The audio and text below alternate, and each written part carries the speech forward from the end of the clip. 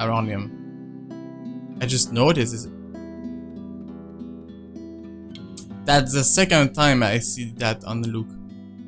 Anyway. As long as you're positive, we won't be having any problems by that time. You can count on my team. You worry too much. Let me handle those things. Do be thrilled, though. I imagine it's not every day you get projects like this, And the instant I turn my gaze on him, I see it.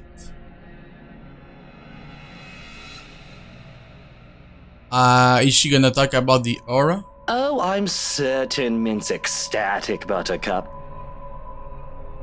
Do you guys see it? The aura around him? Aren't you, Marianne? You know, we could all celebrate this with a few drinks. Why don't we? In fact, there's this really excellent Irish pub I visited a few days ago. I wonder what this means then. Why does he have an aura like this?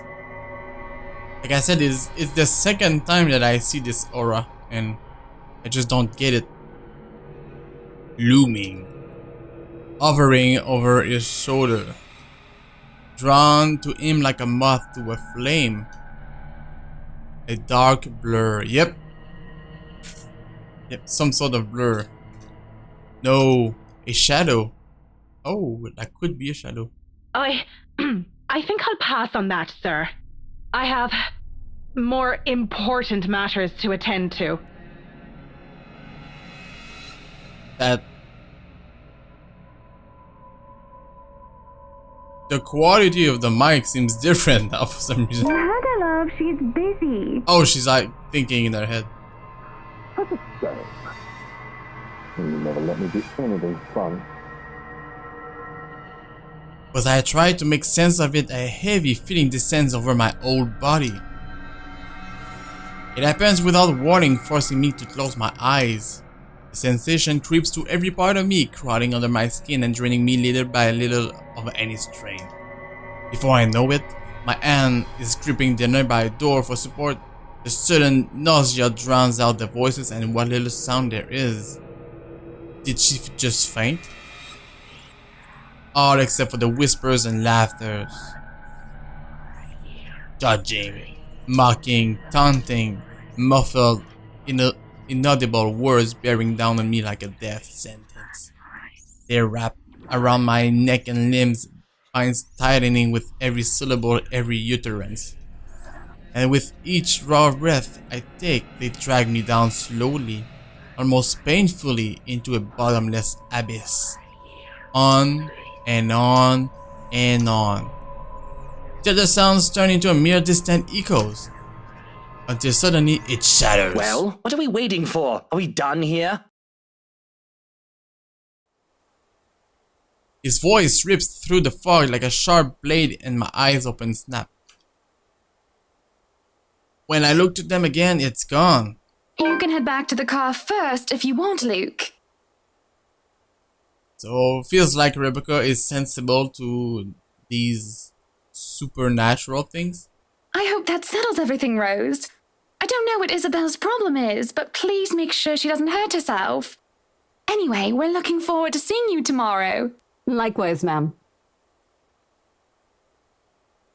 No shadows or dark clouds. Only amicable smiles and cordial handshakes. The usual pleasantries as Miss Cooper leads them out of the mansion like a graceful host. None of the group seems to have noticed it. And even as I force my breathing to calm down, keep my eyes trained on the bags and wait for something to happen, it does not come back. She returns a moment later. Gently, she closes the great doors behind her, but there is a smile on her lips and an extra skip in the step when she walks back to me. Whatever she was discussing with the group had put her in a good mood. Even she appears to have not observed anything odd. Was I just seeing things? Glad that was over. It's been a long day. I thought for sure we're going to... Hey, are you sure you're doing okay? You look a bit green. It's all good. I'm actually still recovering from a cold. Or you just saw something very strange? Weather's been crazy lately. It must be it. The weather, this stupid cold, and the friendly warnings I'm too stubborn to listen to. As much as I hate to admit it, Isabella's right. I was, and still am, a little bit feverish when she visited me at school this morning. The medicine helped, of course, but only some. Although, it's not like I can't function. It did get better after lunch, and I was able to go through my schedule like the usual. Now I'm not so sure.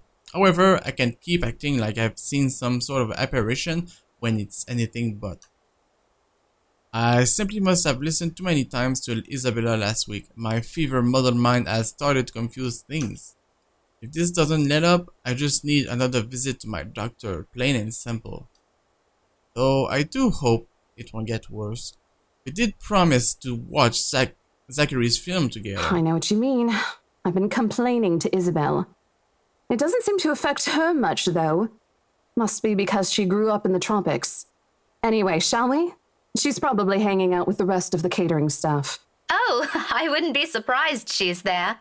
She eats like 10 hungry men when she isn't feeling well. Lead the way. Lead the way!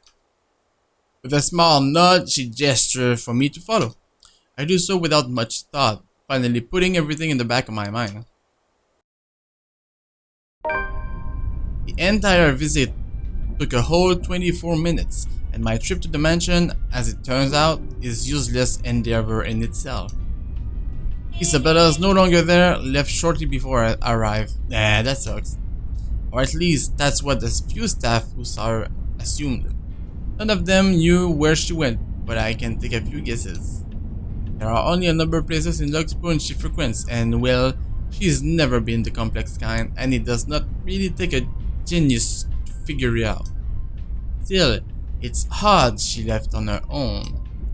She could have at least waited for Miss Cooper. It would have saved her having to pay the cab's fare twice today.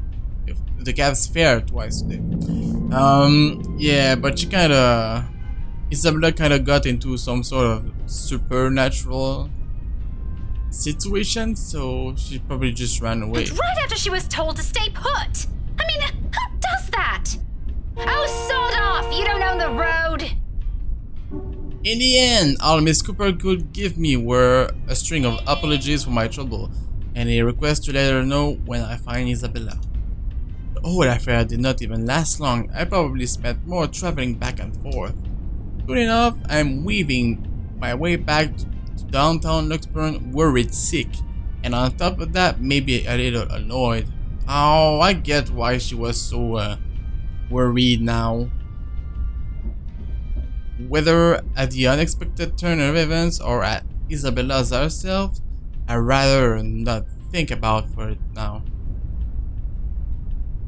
Not when I'm already running late for Zachary's film. Besides, I'm perfectly sure that's where I'll find her. As one would expect, people are already gathered at the movie house when I get to it. The small avenue where it's located has been closed off early from any passing traffic to make way for the avid moviegoers who are sure to crowd the venue. I have to park almost a street away and walk the remaining distance because of it. Looking for them has taken a while in a crowd this big, but I eventually spot them near the entrance. Thanks to Zachary mostly.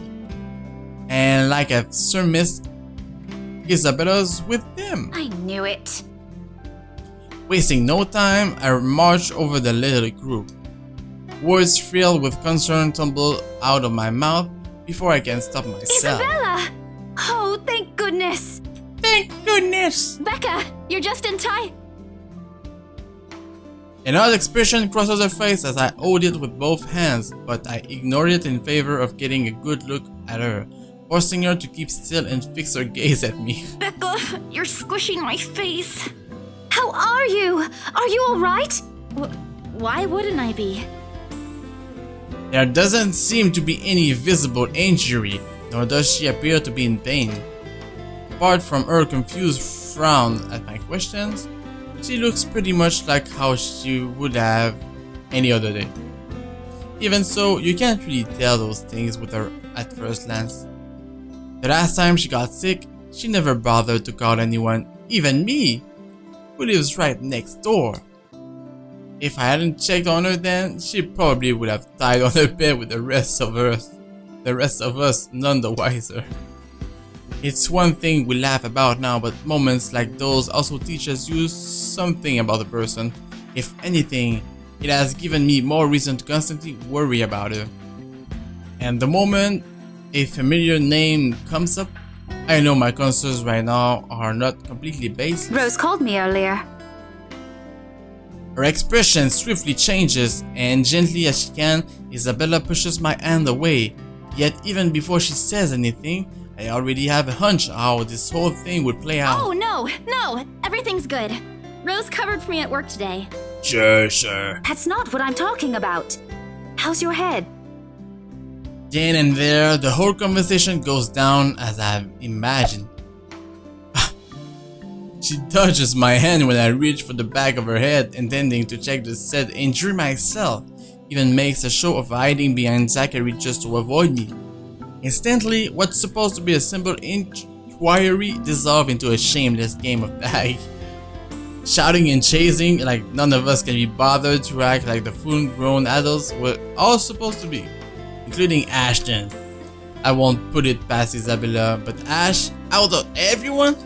In fact, if that stupid smirk on his face tells me anything, he finds this whole mess amusing. Oh, for the love of... Isabella, this isn't a laughing matter. She did look pale when I saw her earlier. Wow, thanks a lot, Ashton, you traitor. I'll get you back for this, just you wait. What? I'm just saying it as it is. If you mentioned this earlier, we wouldn't be having this conversation right now. There's a moment pause. My hand's still mid-air as my attention shifts to Ashton and the words he leaves hanging between the four of us. He doesn't meet my height. I don't think he's even aware of what he said. But the meaning in each syllable alone is clear. And they echo. They sting, they burn. I'm sorry, saw her? Yeah, they arrived together. Bella looked fine to me then. I don't know. Of course. Of course! Why else would Isabella leave her own after being told to stay put? Leave on her own after being told to stay put. After that little chat about money this morning? Something close to silence falls while I mull over the words, both what's already been said and what's left unspoken. When I do find my voice, it only reeks with nothing but bitter, unpleasant thoughts. Thoughts I quickly snap out before they surface. Thoughts I hide the best I can in the deepest parts of my mind, locking it away for no one to see. Oh, that's good. At least she didn't have to travel alone, right? At least. Good. Yet, try as I might, the green-eyed monster easily rears its ugly head. Like it always does every time his gaze lingers a second longer. Every time he smiles in a manner far too gentle, far too sincere, whenever he thinks no one can see. Every time my mind suggests his words mean more than they should. Every small little thing. Despite what he says, despite his tone. Look, you guys. For all I know, it might just be the same kind of fondness born for friendship. Maybe I'm simply overthinking like he often tells me, or maybe there really is something there. But in his short display of impatience, I know the whole of it is just for show. After all, growing up together with him did not teach me nothing about him. For whose sake it is this time though? For him? For Zachary? For her? Or for me? That I can't. If she says she's okay, then there's nothing we can do about it. It's not like we can stop her either.